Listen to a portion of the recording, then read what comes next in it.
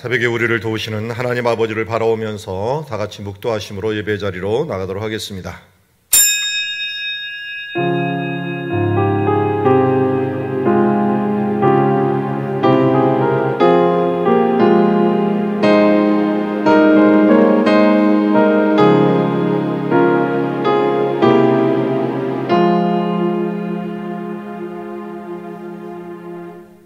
하나님, 우리를 하나님의 자녀로 삼아주심을 감사드립니다.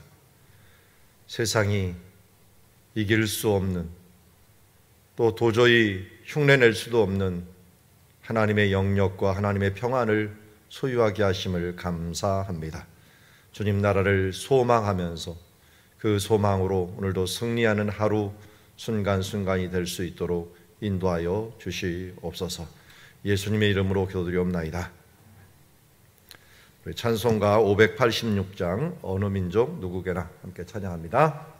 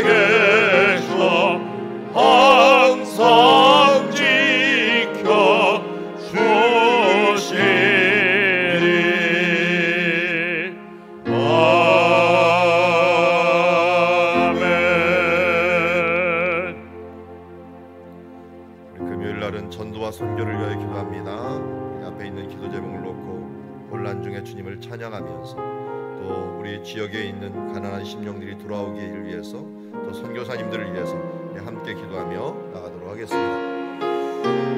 하나님 아버지, 주님을 바라보며 나아갑니다. 오늘도 혼란 중에 놀라운 일을 이루어가시는 주님을 찬양합니다. 어려움 중에 생명 구원의 역사를 이루시는 하나님을 찬양합니다. 수원과 용인 화성 지역의 가난한 심령들이 돌아오게 하여 주시옵시고, 선교와 또 선교지에 있는 또 심령들과 선교사님들 주여 붙들어 주시어서 지혜와 권능으로 주여 이기게 하여 주시옵소서. 교회들을 코로나19 가운데서 주의 뜻대로 주여 지켜 주시옵시고, 정금같이 나올 수 있도록 아버지 도우시고 인도하여 주시옵소서. 주여 하나님께서 이 시대를 또한 하나님께서 사용하여 주시는 줄 믿사오니, 기회 있을 때 은혜 주실 때 또 복음을 향하여 나아갈 신부들 될 수 있도록 인도하옵소서.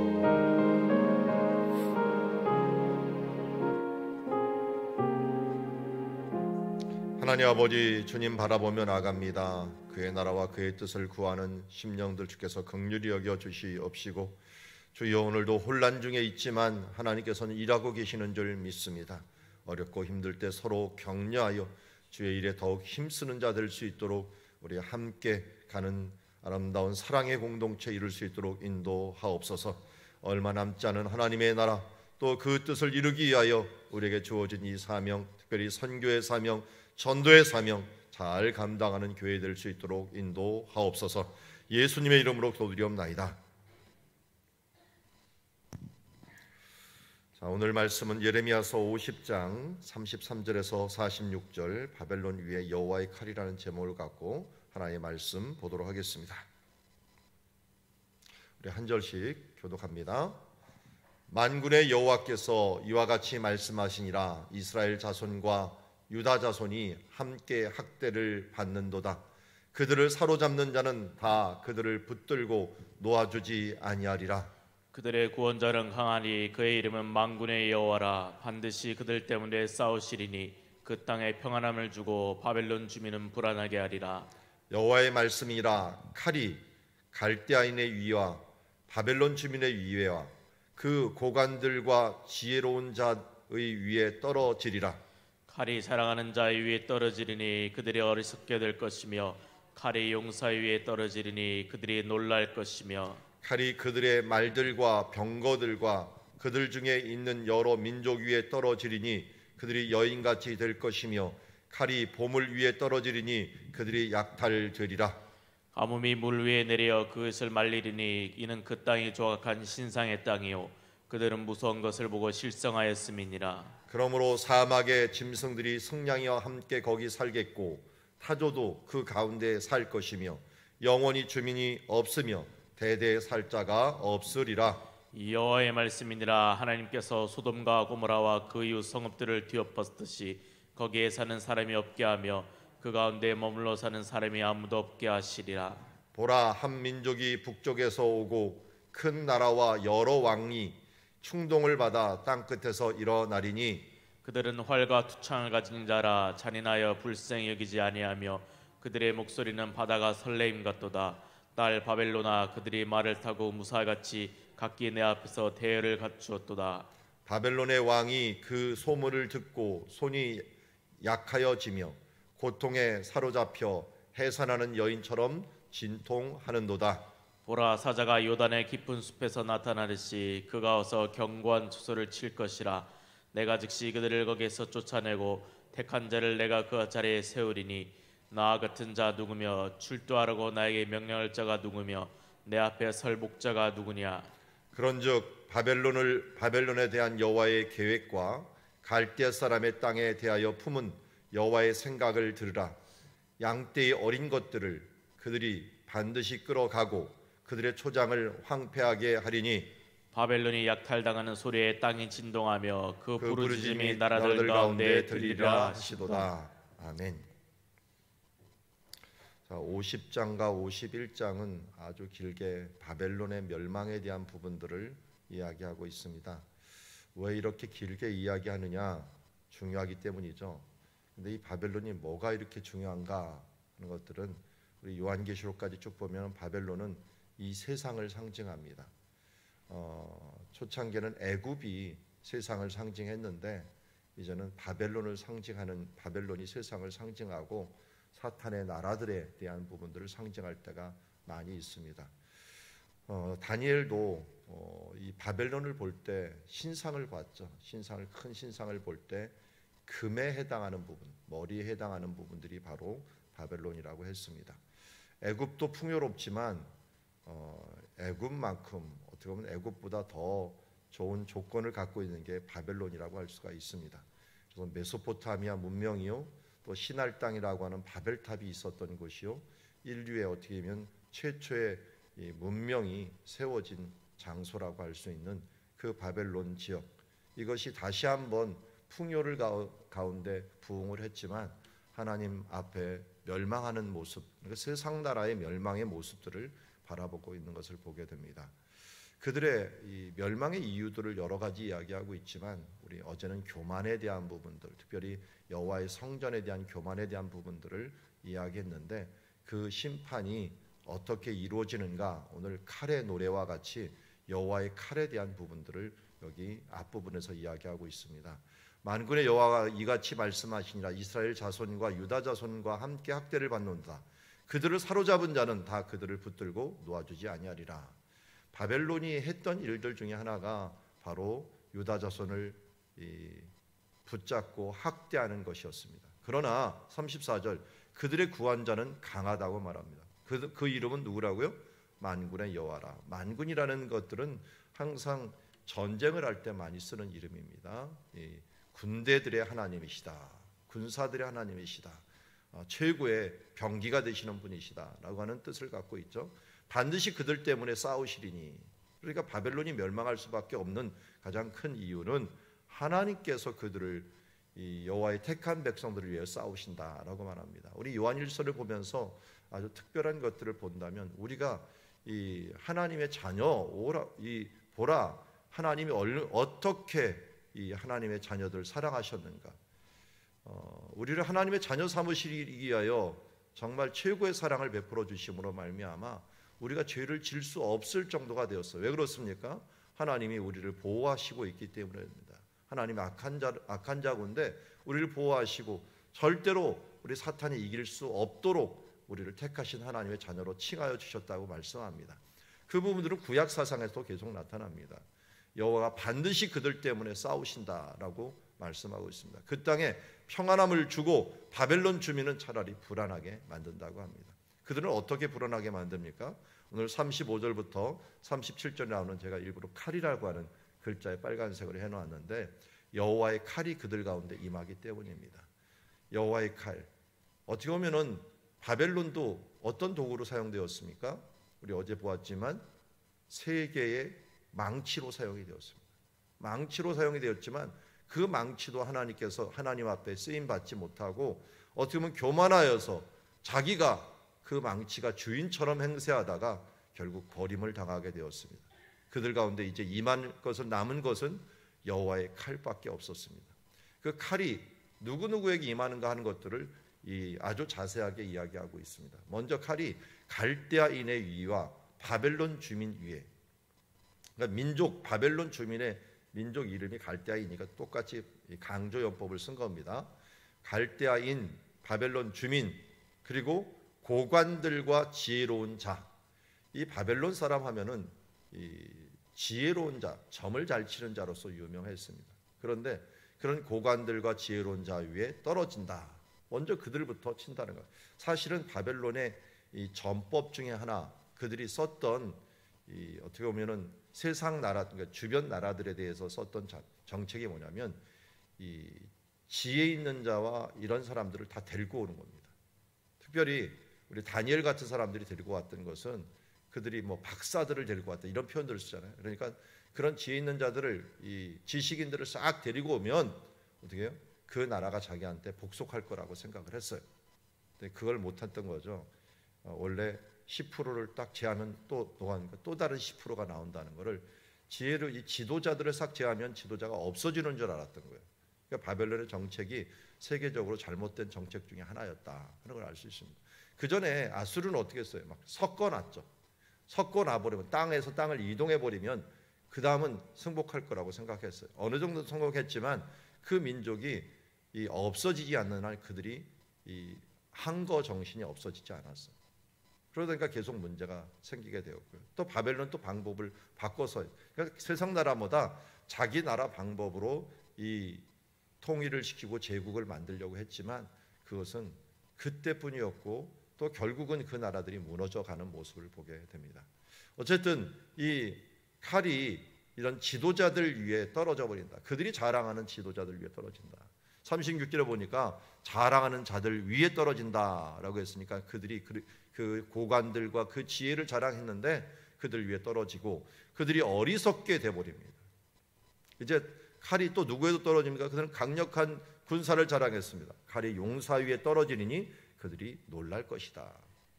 결국 그렇게 자랑했던 그들의 용사들도 무너지며 또 그 용사들뿐만 아니라 그들이 가지고 있는 무기들, 그들의 말들과 병거들과 그들 중에 있는 여러 민족들 위에 떨어지니 그들이 용병을 또 많이 사용했거든요.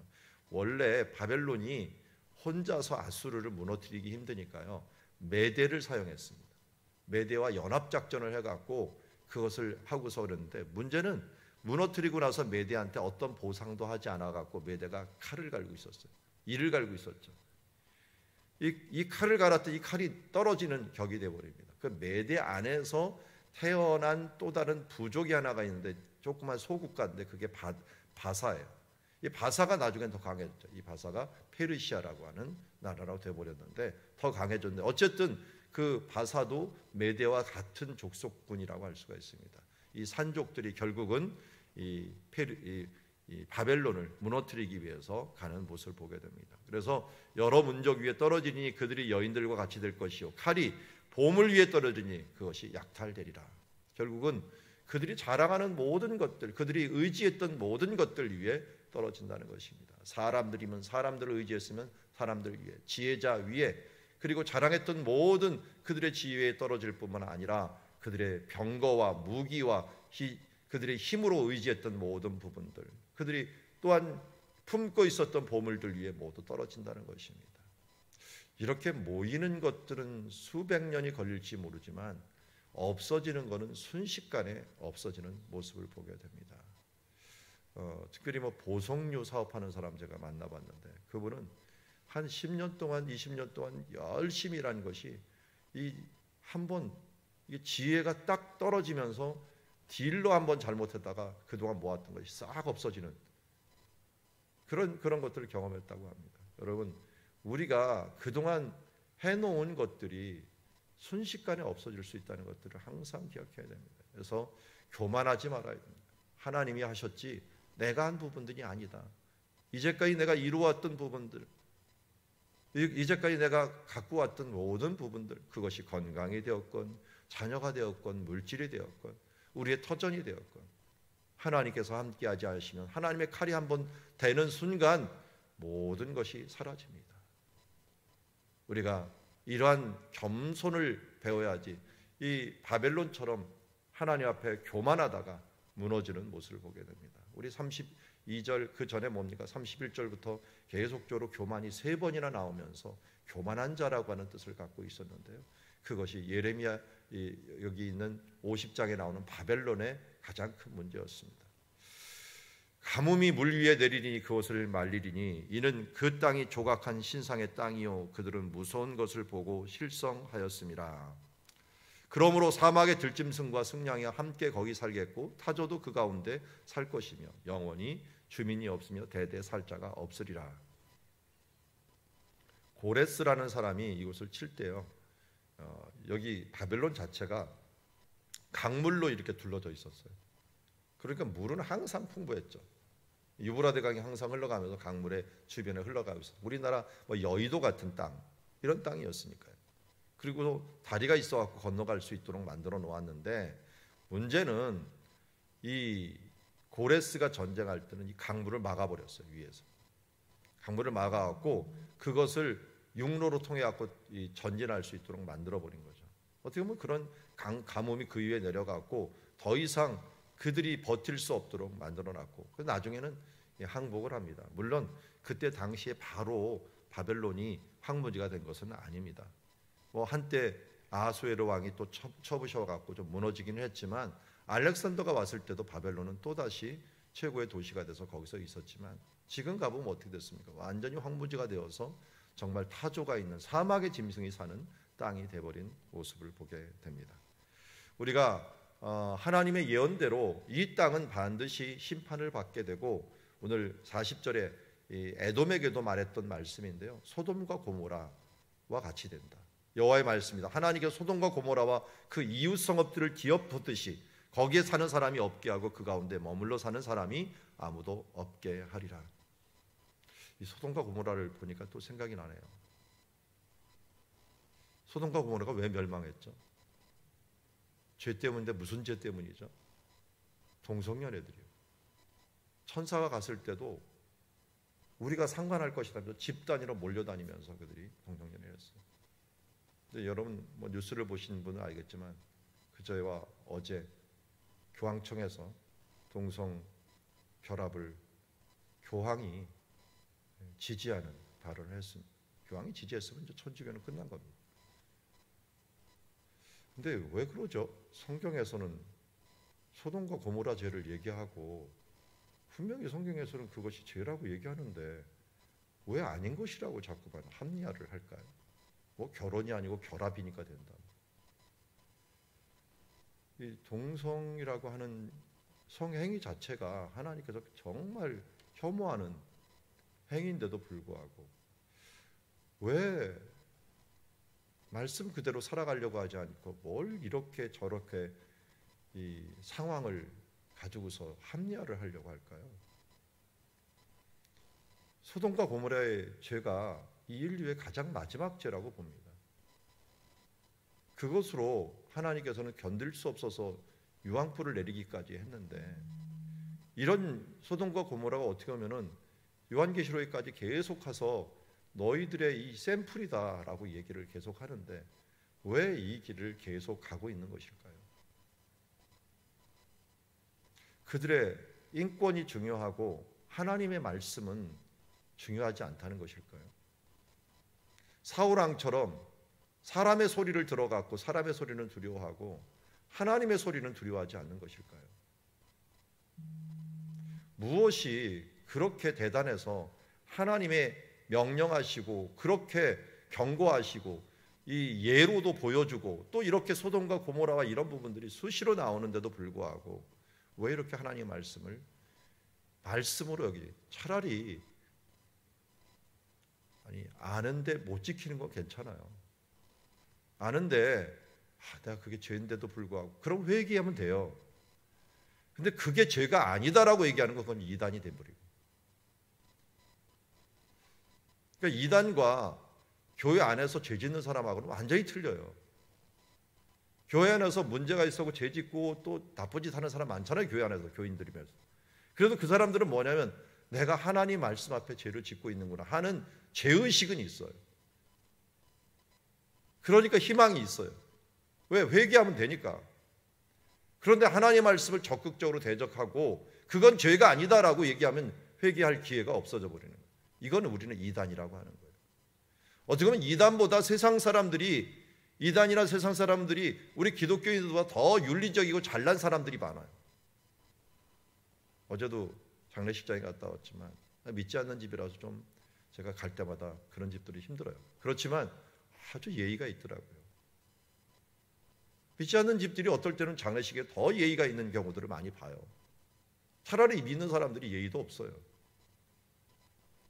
그런데요, 다른 게 있다면 뭐냐면 바로 그 안에 하나님의 씨앗, 하나님의 기준이 있느냐 없느냐 하는 것들이에요.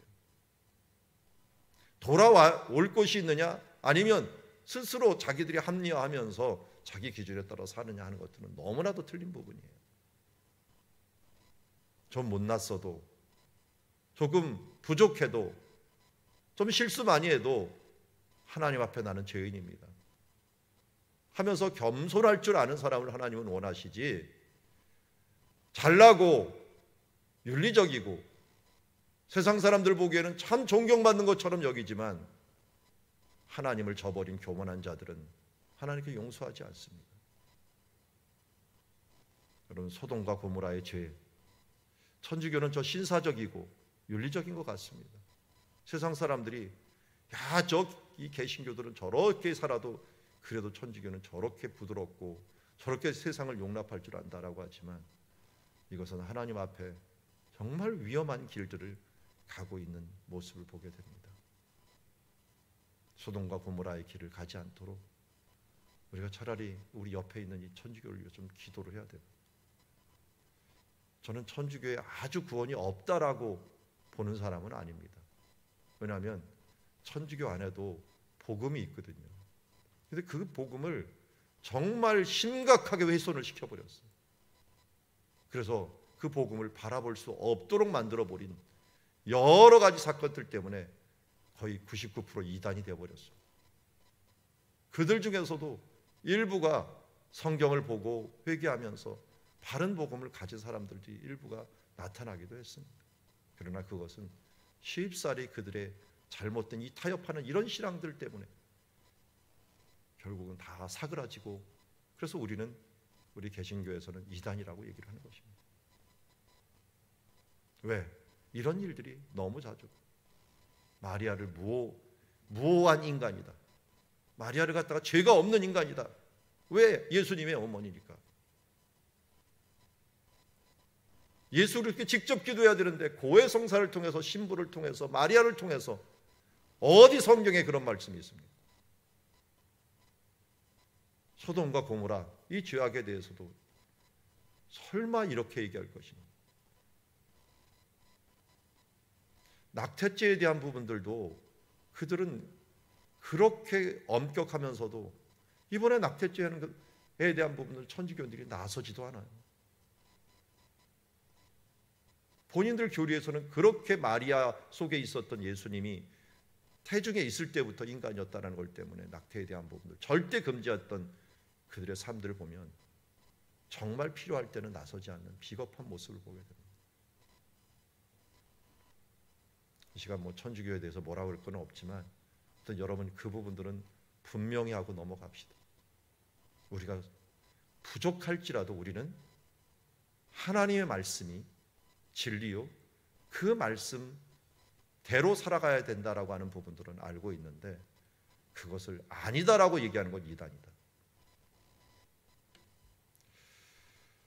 결국 41절에 보라, 한 민족이 북쪽에서 오고 큰 나라가 여러 왕들의 충동을 받아 끝끝에 이르다. 누가 옵니까? 한 민족이 메디아 바사 민족이라고 할 수가 있죠. 그들은 활과 투창을 가진 자라. 잔인하며 불쌍히 여기지 아니하며 그들의 목소리는 바대로 설레임 같도다. 딸 바벨로나, 그들이 말을 타고 무사같이 각기 내 앞에서 대열을 갖추었도다.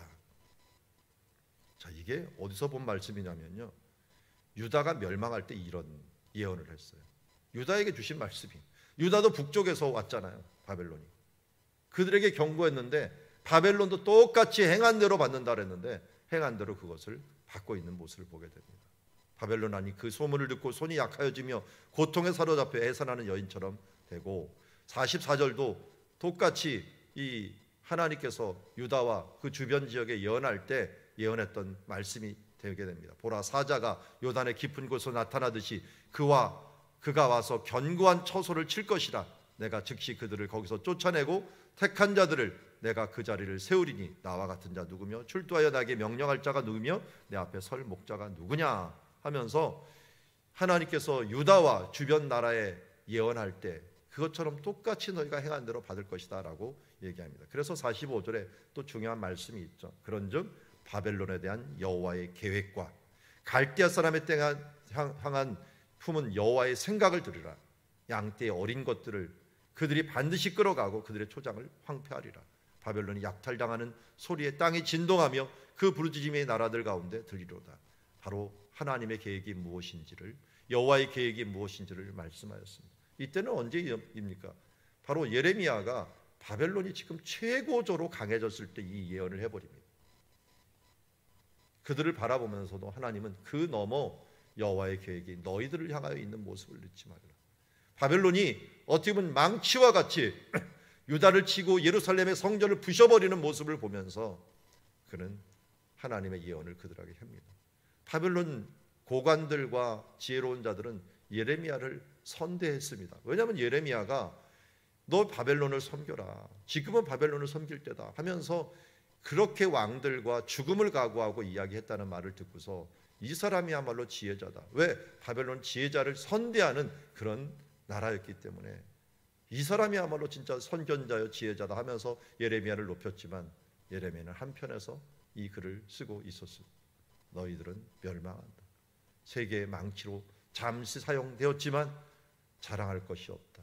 여호와의 칼이 바로 너희 위에 휘둘른 바 되어서 너희 모든 것들을 순식간에 없애버릴 것이며 여호와의 계획은, 여호와의 생각은 결국은 너희들을 멸망하고 황폐케 하는 것이다 라고 하는 부분들을 말씀하였습니다. 이것은 무엇입니까? 세상을 향하여 주시는 말씀입니다. 여러분, 언젠간 여호와의 칼에 의해서 순간적으로 없어질 그 나라를 여러분 부러워하지 마십시오. 여호와의 계획은 이 세상은 망하고 하나님 나라는 영원하리라 하는 이 말씀으로 오늘도 끝을 맺고 있는 모습을 보게 됩니다.